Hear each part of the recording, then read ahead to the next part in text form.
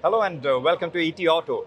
We are here at Pune in Bajaj Auto's Akurdi plant, which is also the birthplace of the legendary Chetak and now the base for Chetak Technology, which is producing the electric vehicles for Bajaj Auto. And we have with us Abraham Joseph, Managing Director of Chetak Technology. Tell us more about the latest creation, which is the 35 series of the Chetak, and how things will move forward from here on. Joe, pleasure talking to you, and thanks Hey for sparing your Sumantra, time. pleasure meeting you. Just one thing that now the Chetak Technology has been renamed as Bajaj Auto Technology Limited, which is a technology company which is going to provide Bajaj Auto with the latest in terms of control strategies, actuators, and other technical aspects which are related to advanced functions, whether it is for ICE or for EV. Okay. So that's the main purpose of it. Right. And yes, so And tell us about the 35 series. What are the three key kind of engineering challenges Yeah. or the problem statement Yeah. key objective that you are working towards and creating this whole package? Absolutely. So Chetak comes from this core story of fully life-proof. It's a way to say that this product is able to withstand all the rough edges and every bad thing that can happen to a person or a vehicle, and it has to be able to withstand that and come out strong and to support his rider in a strong fashion. So every aspect of our thinking has been related to that, which is why we had the metal body, which is why we had a motor, which is not a hub motor, but we rather went for an IPM, and it has a gearbox and it has got a swing arm which works. It's a patented concept of ours, which works brilliantly. It's absolutely silent, but it's got fantastic torque availability because of that. And in the 3501, what we've done is to improve the range of the vehicle by going for a 3.5 kilowatt hour NMC battery pack with 2170 cells in it, which is able to ensure a faster charging. Now we have a 950 watt onboard charger, which ensures that a guy can quickly charge up his vehicle in the night, and he doesn't have to worry about it for maybe a couple of days, because there's enough battery pack capacity available on board. Along with that came the thing that because of the form, you would have seen in the market people with very boxy looking scooters, which have got a bit decently large helmet box of space, but nothing as big as this.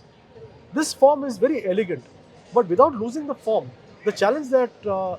Rajiv Bajaj asked me was, can we increase the capacity of this helmet box to be more bigger? And that's what we worked on in the new platform.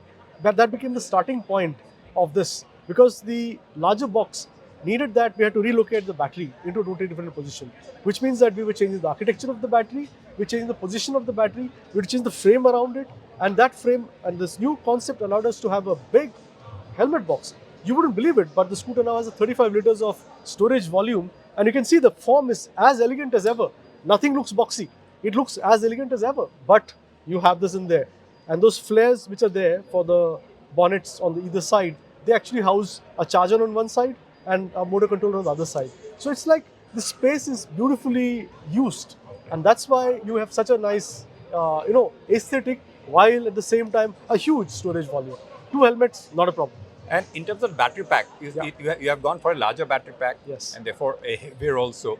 But you also managed to reduce the overall weight of the vehicle. Yes. Can you just throw some light? How did you manage to do So that? it's an overall exercise that we did of lightweighting by looking at every aspect.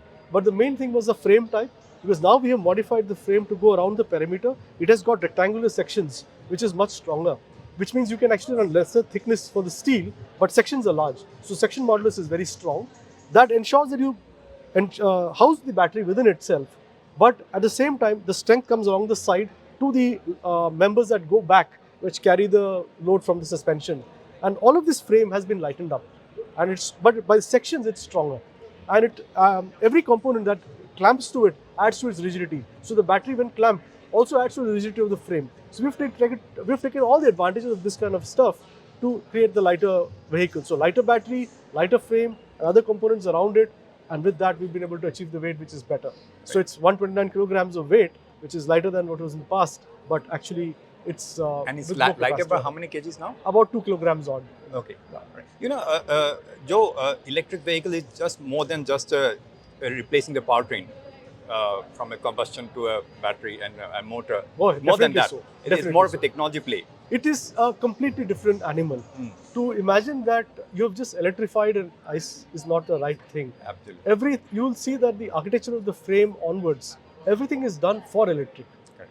So the entire aspect comes by thinking about how are you going to make the wheel turn in an efficient fashion, very different from how an ICE does it. Right. An ICE would have had things like exhaust systems, intake systems, power pack with a crank in a particular position.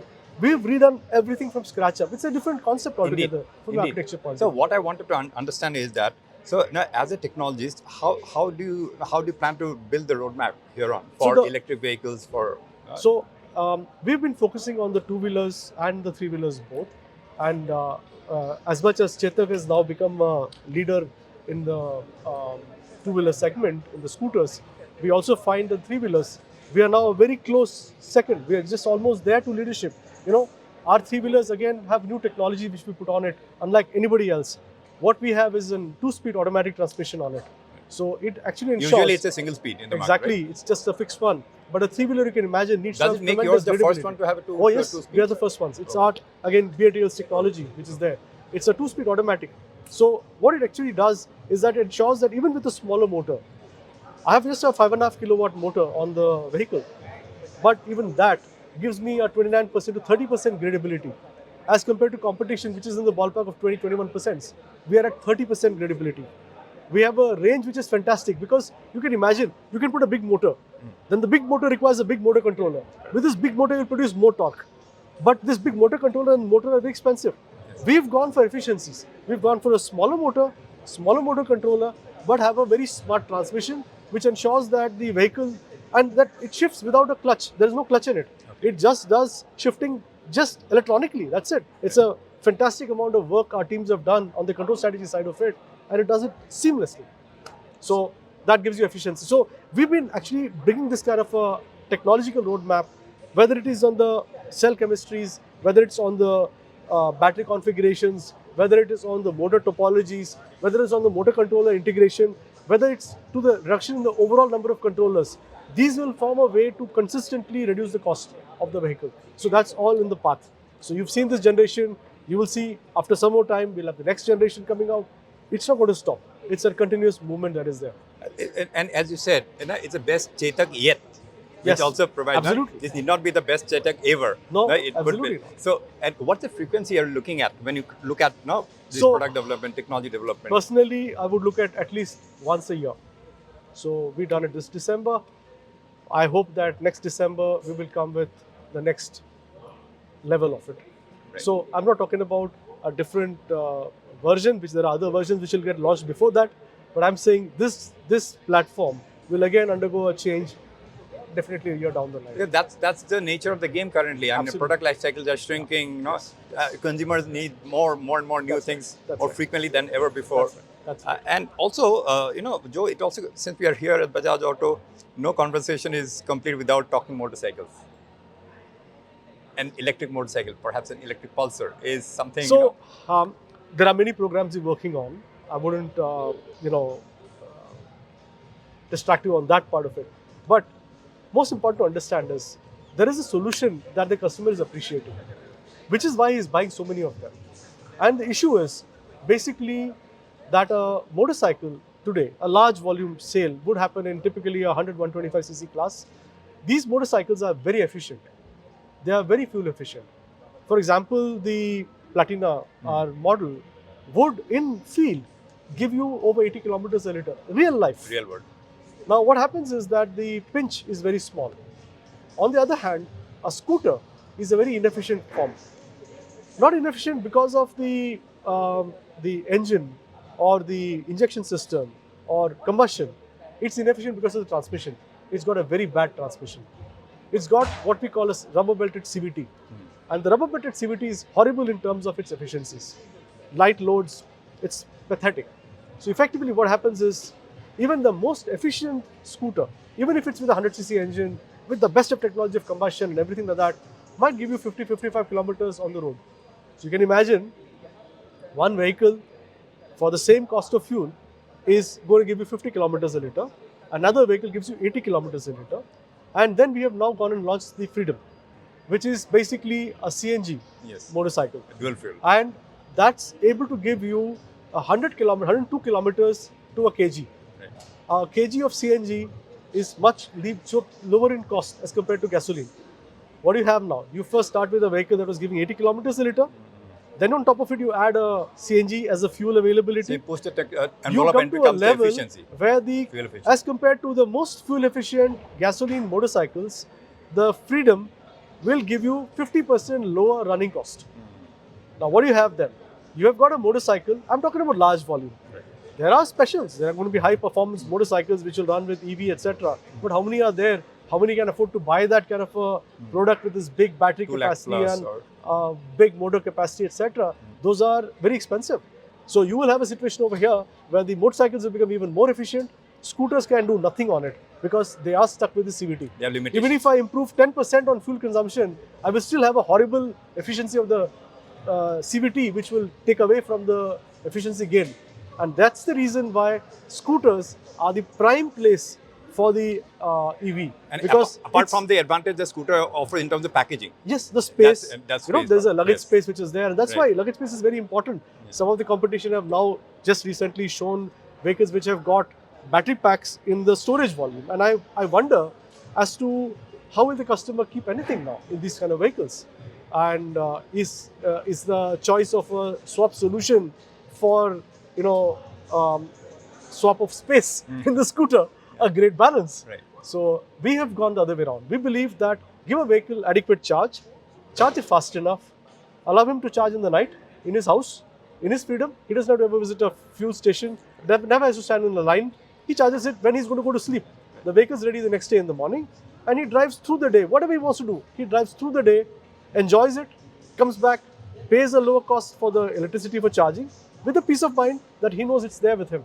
So that's and valid points and valid arguments in terms of why motorcycle more so in the commuter side doesn't lend itself as a good candidate for electrification. It is to do with it's always, as they say, you can only do what the competition allows you.